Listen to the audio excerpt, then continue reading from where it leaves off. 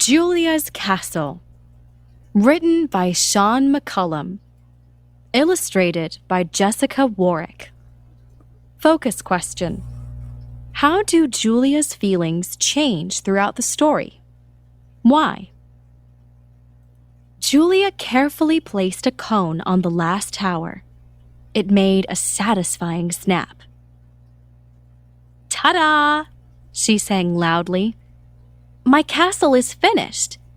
What do you think, Jasper? Jasper was Julia's pet rabbit. He wiggled his nose. Julia had been building the big castle for days. Brick by brick, she built the walls on the green base. She used red tiles to make the roof. There were toy horses and people. She used every one of her plastic blocks. She carried her castle into the living room. Look, Dad, I finished it. Julia's dad put down his book and looked at the castle from every side. That's amazing, he said. He picked up 2 toy people. Are you the kind knight or the wise princess? Julia grinned. Both, she said. Her dad laughed. Tomorrow, I'm going to glue the whole thing together, she said. I want to keep it this way forever. Are you sure? He asked. Yes, because it's perfect, Julia answered. Julia took the castle back to her room. She set it on the desk next to Jasper's cage. You're the dragon, she told Jasper. Your job is to protect my castle. The next day after school, Julia got some glue and went to her room. Oh no! She cried. The castle was smashed on the floor. Jasper sat next to the pile of blocks, nibbling on a toy tree. Julia's dad came running. What's wrong? He asked.